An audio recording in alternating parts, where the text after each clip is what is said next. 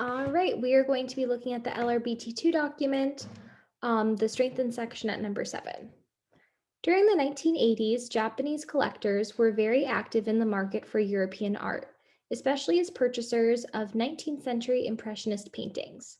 This striking pattern surely reflects a specific preference on the part of many Japanese collectors for certain aesthetic attributes that they found in 19th century Impressionistic paintings. Okay. Which one of the following, if true, most strongly supports the explanation above?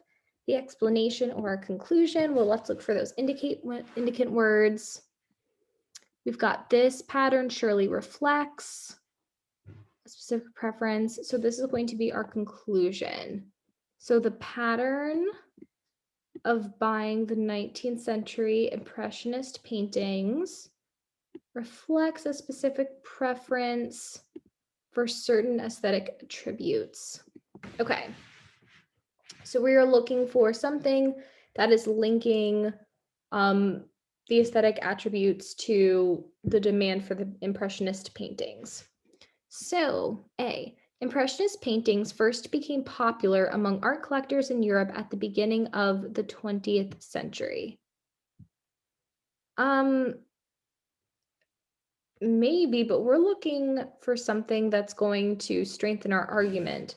So the beginning of the 20th century would be the early 1900s, not the 1980s. And we're trying to show this pattern increasing for an aesthetic reason, not that it had been popular for a while. So that doesn't really strengthen our argument. During the 1980s, the Japanese economy underwent a sustained expansion that was unprecedented in the country's recent history. Okay, so maybe the reason why there's a pattern for buying Impressionist paintings is because people had more money, but we're looking for something that's proving it was for certain aesthetic attributes, not because of economic reasons.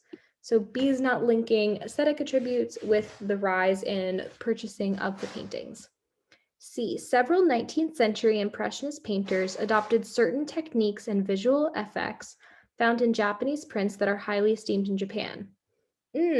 Okay, this is looking good because we're linking the aesthetic attributes to the certain techniques and visual effects, and it would explain why several of these painters were using these effects, which is why the Japanese were drawn to it, the art collectors.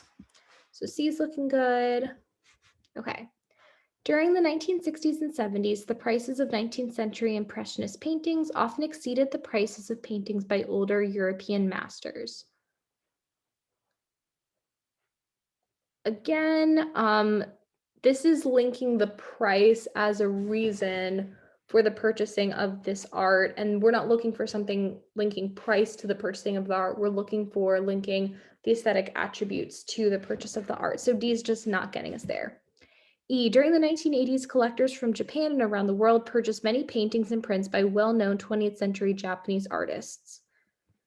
Again, we don't have anything about well-known Japanese artists or well-known 20th century Japanese artists.